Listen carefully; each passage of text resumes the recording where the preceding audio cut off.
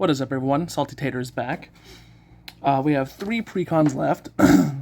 I did the Mardu, what to do with Mardu one. I did a short on what to do with the Jeskai one. So we're down to these 3. We're going to focus on the Temur one today. And honestly, my plans for Temur is probably to keep it just precon. I have EDH Rec pulled up on my computer over here to the left. And we'll look to see what other people are adding to it. But my play group was always like, we need to run more precons. We need more precons. So why not have probably the strongest precon to come out of Tarkir, at least, as my precon deck.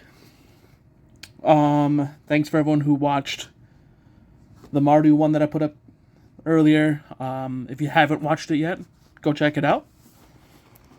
Thanks for everyone who keeps on watching the shorts. We're going to crack open this bad boy and see what's inside. Trespassers will be punished. Open this up. Quickly, I still haven't fully decided yet. It's weird that the dragon... Was the dragon on front for the other one? No, I think the other person was. That's weird that the dragon's up front on this one. Huh. Now I lost my train of thought. My plan might be right now for Sultai actually to keep it sealed. It's sitting at a pretty high dollar point. I don't see me playing it or needing to open it. So I'll probably just keep Sultai sealed. If you guys want me to crack it, let me know in the comments. But for right now, I think we're just going to keep it sealed. I'm going to have to go back and watch Mardu now, but I'm pretty sure Zergo was the front card, and this one is the dragon. Alright, before we open this, and before we open this, just give a little shout out here to Dubby Energy. I drink it every day. It's clean, it's jitterless, they say. I haven't noticed any jitters, so it probably is. I enjoy it, the flavors are great. The product is good. No bad chemicals in it or anything like that. 0 calories, 0 sugars. So go check it out. Link will be in the description below. Now jumping back into it. We'll open up this 2-card pack thing that I enjoy. That's the secret, I'm telling you guys. Just go like that, and that way you don't bend the shit out of your cards.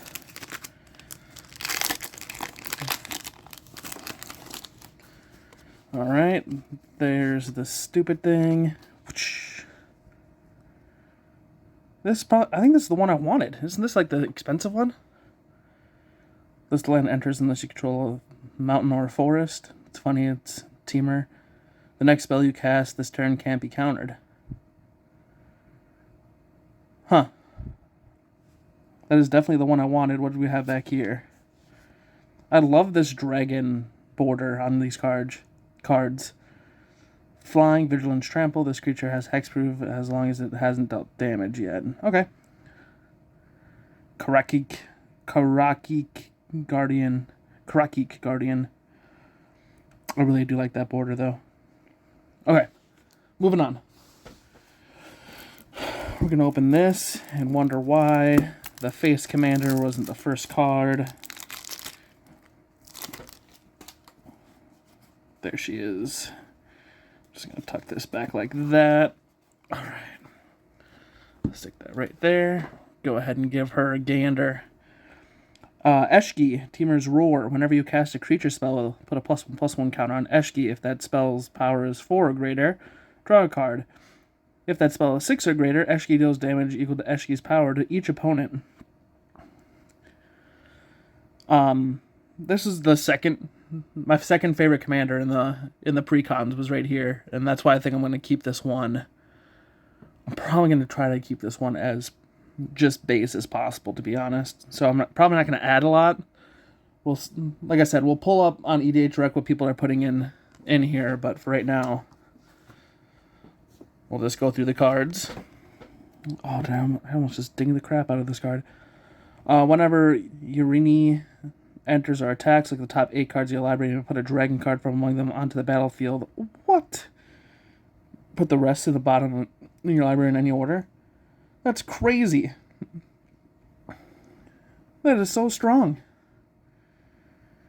Top 8 and just put a card onto the battlefield. I do have a Draco Genesis that I could probably throw in this deck. We'll see. We'll see.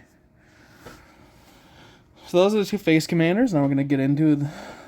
Oh yeah, there's so many dragons. This is crazy. No wonder why this one was so expensive. You may have this creature enter as a copy of a creature you control of power 4 or greater, except that it's a dragon in addition to its other types. Alright.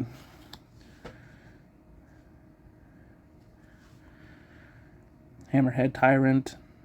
You may cast... Is that picking up well for you guys? Maybe I'll just try to... Nope. There we go.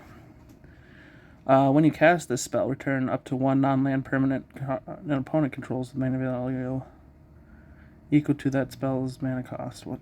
I need to read that all again. When you cast a spell, okay. Return up to one target non-land permanent an opponent controls with mana value less than or equal to that spell. Oh, okay. Okay. I see what's going on. Will of the Temur. Do both if you have a commander.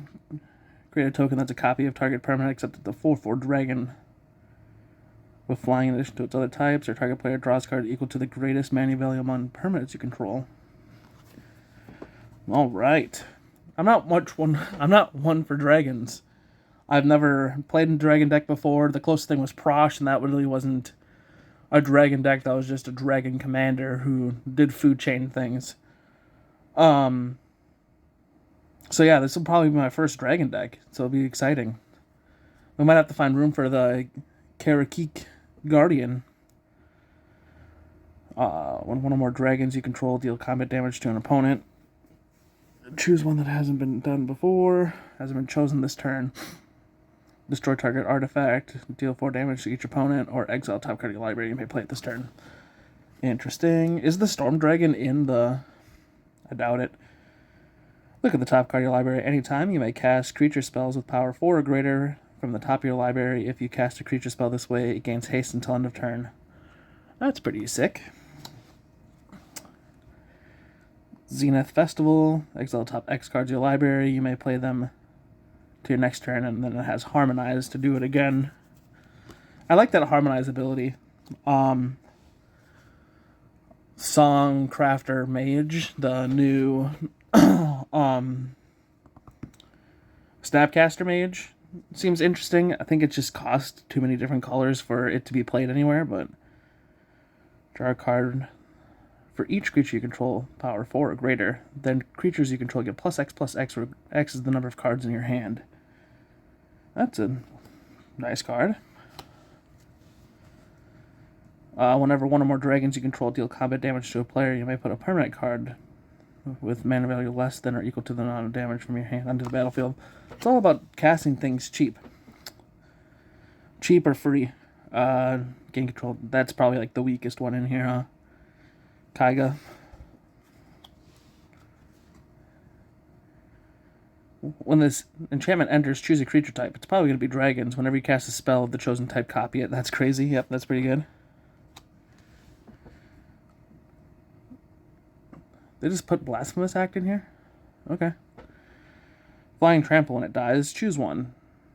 Exile 2 cards from your library. You may play those or create 3 treasure tokens. Yeah, I'm definitely... And a Chaos Warp, too? No wonder why this deck was so expensive. Jesus. Blasphemous Act. I mean, these aren't expensive cards, but this is some pretty good cards that people put in their decks. Chaos Warp, we all know what those two do. Dragon Master, Outcast. Yeah, I'm definitely going to keep this one Precon. Gadrak, the Crown Scourge. Glorybringer. I used to play this card way back in the day. If you remember Magic Duels for the Xbox, let me know. I used to play that all the time, and Glorybringer was on there. Flying Haste. You can exert it. When you do, it deals 4 damage to non-dragon creature and opponent controls. Hellkite Courser. Lathlis. I'm not going to read all of these, just ones that I don't really recognize. Leyline Tyrant. Nesting Dragon. I used to play this. I had a deck that played this. I don't remember what the deck was now. Some landfall something or other shenanigans, but I definitely played Nesting Dragon. Nogi was the card that was in that, like, game nights thing, I think, right? Or, yeah, something like that. That was super expensive, but is going to drop it like crazy because it's now reprinted. When you attack, if you control 3 or more dragons until end of turn, Nogi becomes a dragon. Opportunistic Dragon.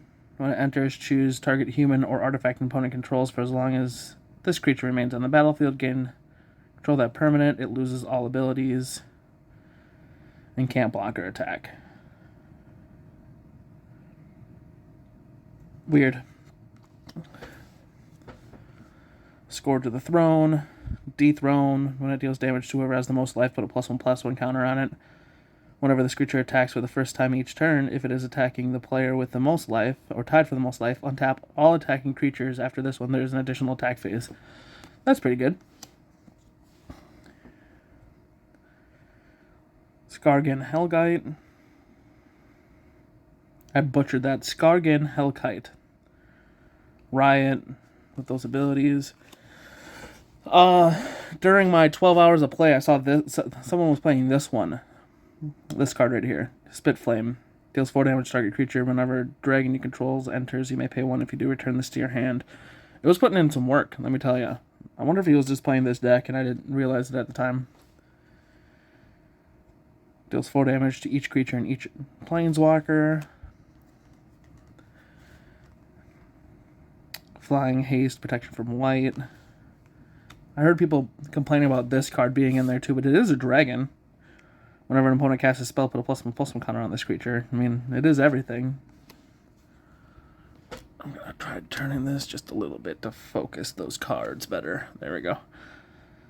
Territorial Hellkite. At the beginning of combat on your turn, choose an opponent at random. I think, should I do that? Should the only card that I change is just putting freaking Draco-Genesis in here?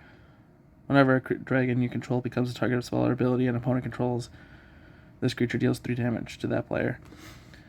I might just do that, but I don't know. I'll have to ask my playgroup. I know I should be able to do whatever I want, but if I want to call this my Precon deck, does that include me not adding 1 card?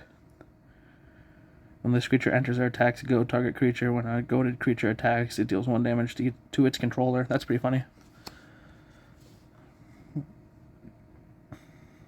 If it enters, was kicked, create a 4/4 dragon as well.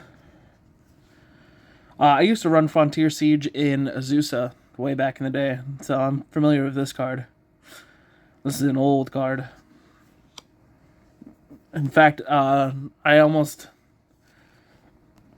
took a Sharpie to my old one and crossed it off and just had the cons. Because I didn't have any. I had 1 flying creature in that Azusa list when I ran this, and it was Destructor Dragon. Just to have some flying something or other. Now I realize I don't need flying. Reach is just as good. So, but yeah, I don't know why you'd ever not choose cons, unless you're really in a pinch and need something done. Sylvala Stampede. It's a good card. Isn't this a pretty expensive card? Let me look it up since I have EDH Rec right here. So, Vala's Stampede.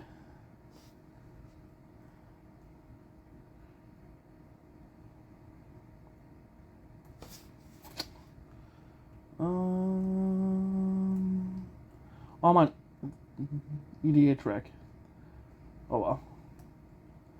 $3 on here, $5 on Card Kingdom. I wanted to look up TCG Player, but I'm dumb and didn't have the right one pulled up. Atarka World Render. Whenever a dragon you control attacks, it gains double strike. Dragon Lord Atarka, which is apparently different than Atarka. Different Atarkas. This one's a dragon, this one's an elder dragon. This one's the older Atarka from that Atarka. If you guys follow that.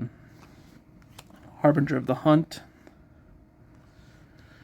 Sarkhan, Soul of Flame. Dragon spells you cast cost 1 less. Whenever a dragon you control enters, you may have Sarkhan become a copy of it. Temur Ascendancy. Creatures you control have haste. Whenever a creature with 4 greater enters, you may draw a card. Probably the best Ascendancy, honestly.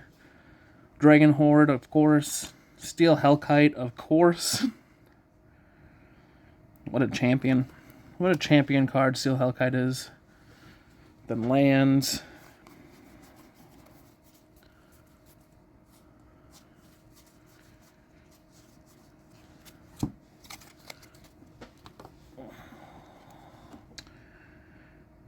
Dragon Tempest.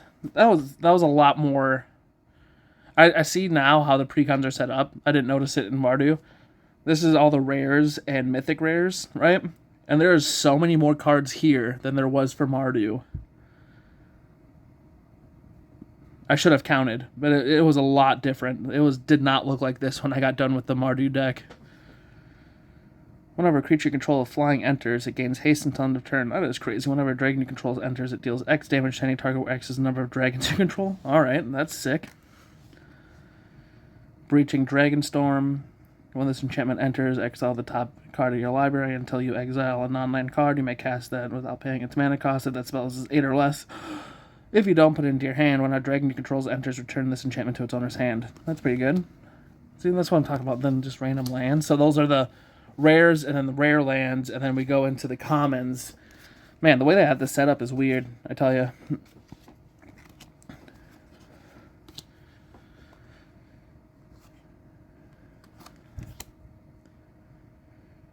Search your library for a basic land card when a dragon enters. Yeah, okay. This spell costs 2 less to cast if you control a dragon. Draw 3 cards. 3 mana, draw 3. Not great. Rapid Hybridization is good. Reality Shift is a good card. Dragon spells you cost 1 less. When it enters, create 2 treasure tokens. And a Beast Within in this deck. I'm telling you, this deck is... Even had the Evolving Wild. That's the better of the two. Does it have the other one as well? So they're going to put a trash-ass card like Terramorphic Expanse in the Mardu deck, right? But they're going to put the bomb-ass Evolving Wilds in the Temur deck? Like, why wouldn't you just put Evolving Wilds in all of them? Or if Evolving Wilds is too expensive of a card because it's just so great, just put Terramorphic Expanse in. All of them. Why would you put Evolving Wilds into the Temur deck and not the other way around? I think I took it out, actually, after the camera ended. I put in, like, a Reliquary Tower or something. I was just going to pull it up for reference, but... So, in Temur, you get Evolving Wild. Sacrifice this land, search your library for a basic land card, put it on the battlefield, tap, then shuffle. Great card, okay? But in Mardu, they gave you Terramorphic Expanse. Sacrifice this land, search your library for a basic land card, put it on the battlefield, tapped, then shuffle. This card is trash. Terramorphic Expanse is just such a bad card. Getting so worked up about this. Terramorphic Expanse is awful, right? Like, just put the better Evolving Wilds in. Like, why would you not... Also, why are the text boxes not the same? Joking aside, why is that one more than this one? Anywho, that's what I'm saying. Just put the better Evolving Wilds in over Terramorphic Expanse, or just put Terramorphic Expanse in all the decks if you can't afford to put Evolving Wilds in every list. No wonder why Temur is so expensive right now. It's because it has an Evolving Wilds over freaking Terramorphic Expanse. Crazy. Could almost reach, path, talisman, talisman. This deck is really good. Out of the box, this is probably the best one. I really want to put Draco Genesis in here, but I don't want to. I'll have to ask my play group. When I'm editing, it'll be after I ask my play group, so I'll let you guys know if I put a Terramorphic Expanse in. So we're looking at Eshki. I just want to see what other people are putting in here. Temur's Roar.